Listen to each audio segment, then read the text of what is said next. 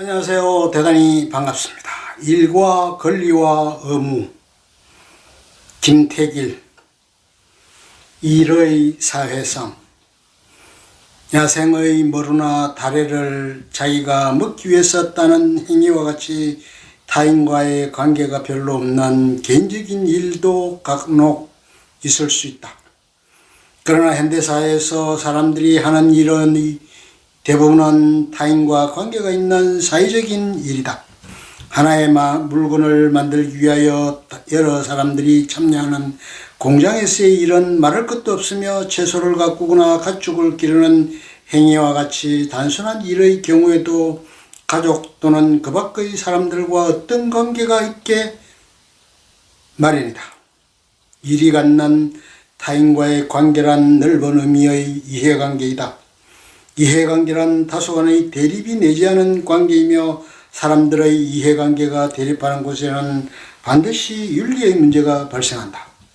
윤리란 이해관계의 대립에서 오는 갈등을 방지하거나 해결하는 올바른 처방을 위한 지혜에 해당한다. 이 일과 관련해서 생기는 기본적 윤리 문제의 첫째는 누가 어떤 일을 얼마나 해야 하느냐에 하는 것이다. 일에는 무수하게 많은 종류가 있어서 어떤 것은 힘들고 어려우며 어떤 것은 즐거움을 느끼며 쉽게 할 수 있다. 어떤 일은 일 그 자체에서 보람을 느끼기 쉬우나 어떤 일은 그것을 느끼기 어렵다.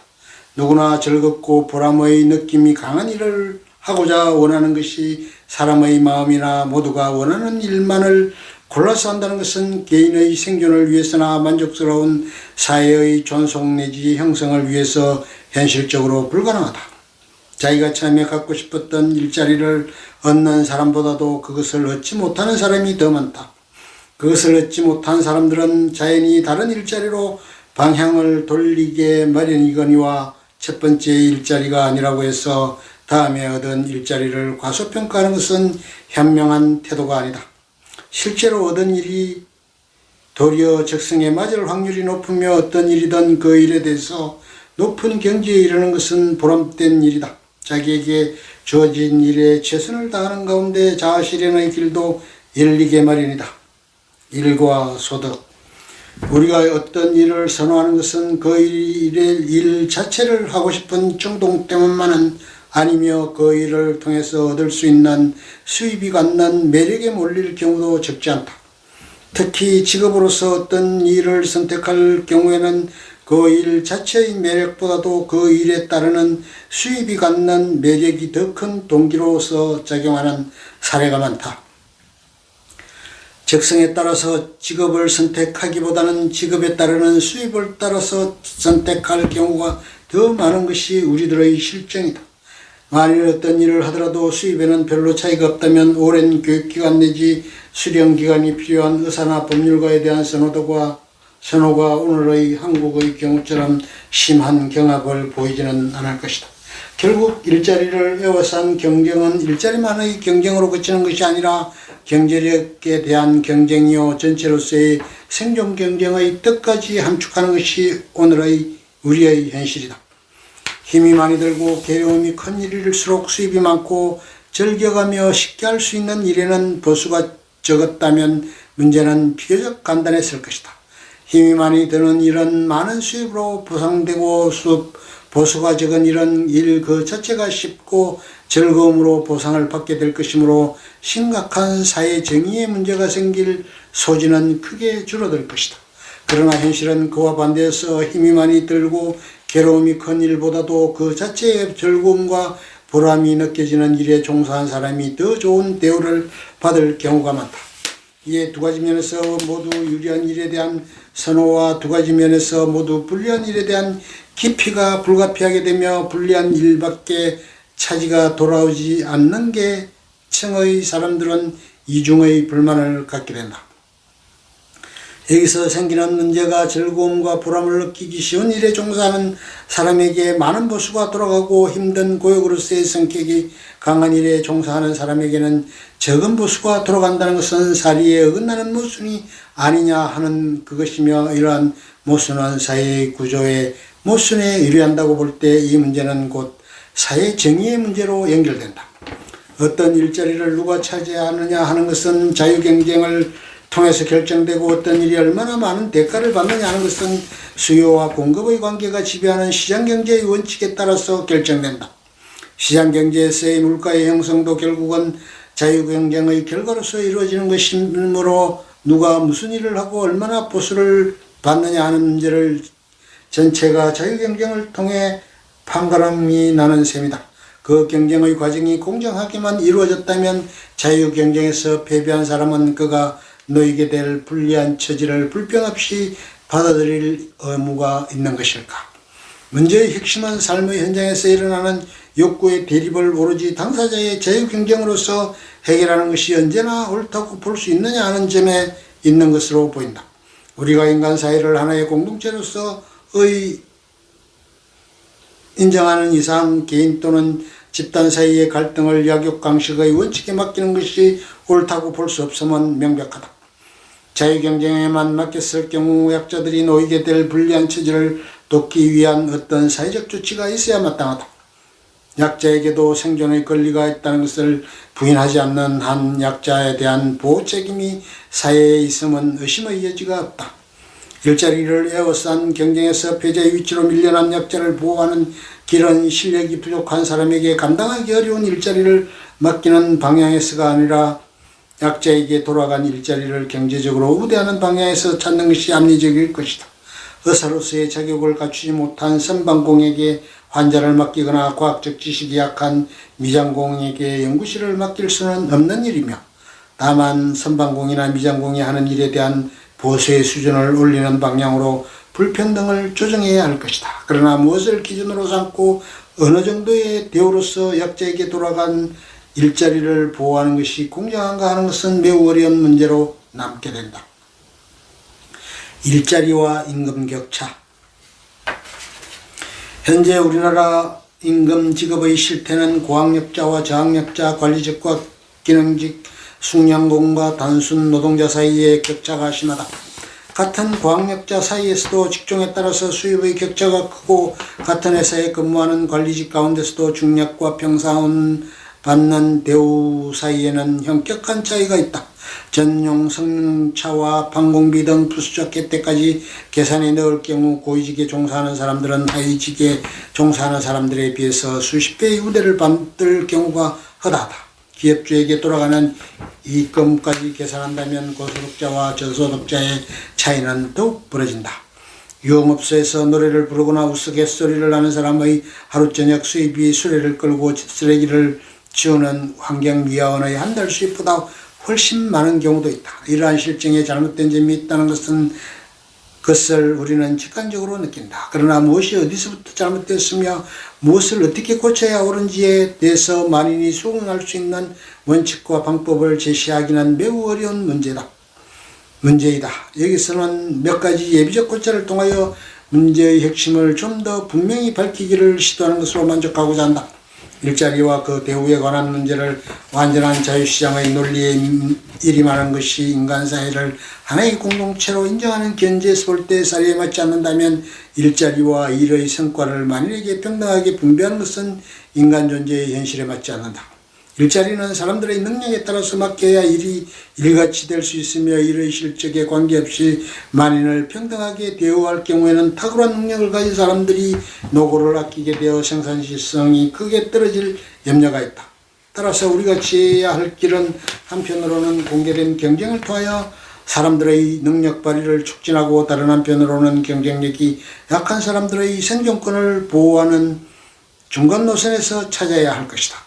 그 중간 노선의 바로 어느 지점이 가장 올바른 지점이냐 하는 것이 우리들 앞에 놓인 문제의 초점이다. 최저임금제도, 작업환경의 개선 등을 규정하는 근로기준법은 대부분의 국가가 도입하고 있는 약자보호의 기본적 장치이다. 우리 한국에서도 이 기본적 장치를 도입하고 있으나 그 실천이 미온적이어서 유명무실할 경우가 많다는 데 문제가 있다. 노동상권의 보장을 주 목적으로 삼는 노동자법도 그 입법의 기본 정신은 약자의 보호에 있다고 볼 수 있으나, 약자를 직접적으로 보호하기보다는 약자들 자신이 결합함으로써 강자에게 대항할 수 있는 길을 열어주는 제도라는 점에 특색이 있다. 따라서 이 제도는 자유시장 경쟁의 논리를 벗어나지 못하고 있다는 점에 그 한계가 있으며 당사자 쌍방이 모두 합리적 태도를 취하지 않을 경우에는 그 성과를 거두기 어렵다는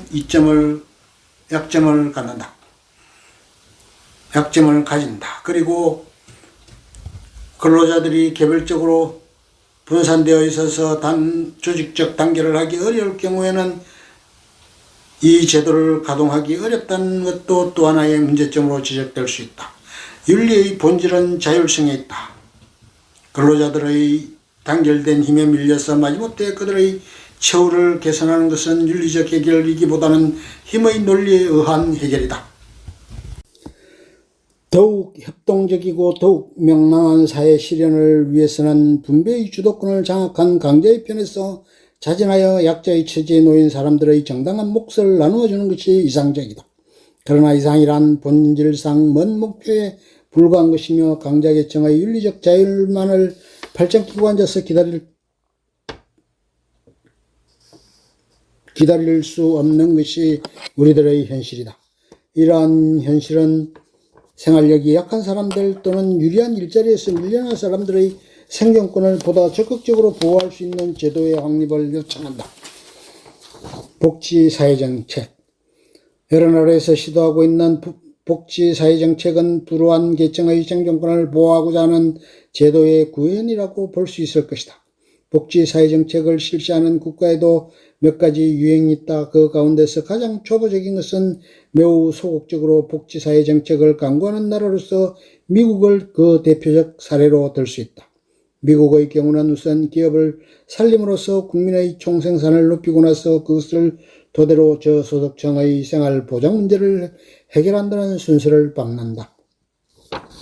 이와 같은 소극적 사회복지 정책의 나라에서는 생산의 정제를 중요시하는 까닭에 고용 정책에 있어서도 생산성이 높은 고급 기술 요원의 완전 고용에 가장 우선적인 역점을 두고 경제 성장을 위해서 그다지 크게 기여하지 않는 저임금 단순 노동자들의 고용 문제는 뒤로 미루는 경향이 있다.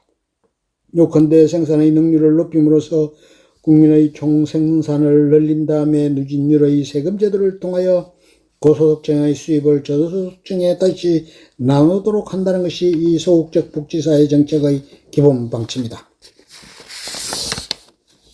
복지사회 정책을 실시하는 나라의 둘째 유형은 영국을 그 대표로 볼 수 있는 사회보장국가이다. 이 둘째 유형의 나라에서는 저소득층의 복지생활을 위하는 정도가 첫째 유형의 경우보다 강하며 사유재산권과 시장기능에 대한 정부의 간섭도 첫째의 경우보다 적극적이다. 사회보장국가가 가장 역점을 두는 것은 전 국민의 기본 생활 보장과 기회의 균등이다. 기본적으로는 개인적 자유주의의 원칙을 고수하되 국민 모두의 기본 생활만은 국가가 보장해야 한다는 것이 둘째 유형의 근본 입장이다. 복지사회정책을 실시하는 나라의 셋째 유형은 덴마크나 스웨덴으로 대표되는 사회복지국가이다. 좁은 의미의 사회복지국가는 전통적 의미의 자유보다 평등을 더욱 중요시하는 점이 앞에서 말한 사회보장국가와 다르다. 사회보장국가의 경우는 모든 국민에게 기본생활만은 보장하되 그 이상 높은 수준의 생활을 즐기는 문제는 각자의 능력에 의한 자유경쟁에 맡긴다. 그러나 사회복지국가의 경우는 국민 전체의 경제적으로 평등한 사회로 접근하는 것을 목표로 삼는다. 다만 그 목표의 실현을 위하여 사유재산 제도의 철폐가 필요하다고는 보지 않는 점에서 사회복지국가는 엄밀한 의미에서 사회주의 국가와 구별된다. 사회복지국가는 국가가 추구하는 평등은 경제적 평등이며 개인적 성취의 평준화는 아니다. 사회복지국가에서도 개인의 소질을 개발하고 능력을 발휘하는 일에 대해서는 아무런 제한을 가하지 않을 뿐 아니라 온 국민이 타고난 소질을 발휘하여 자아를 실현하도록 도와주는 것을 그 소임의 일부로 삼는다. 다만 개인들이 타고난 소질의 차이에서 오는 성취의 차이가 개인들의 수입의 차이를 크게 하여 계급의 대립을 초래하는 것은 바람직하다 하지 않다고 보는 것이 사회복지국가의 기본적 견해이다. 일을 대하는 사람들의 태도, 일자리와 일에 따르는 소득을 애워싼 사회경쟁에서 패배하고 불리한 처지에 놓이게 된 사람들을 돕기 위하여 어떠한 제도를 도입해야 하느냐 하는 물음에 대하여 보편적 타당성을 가진 해답을 주기는 어려울 것이다. 나라마다 구체적 상황의 차이가 많으며 구체적 상황 여하에 따라서 각국에 적합한 제도에는 차이가 있게 마련이기 때문이다.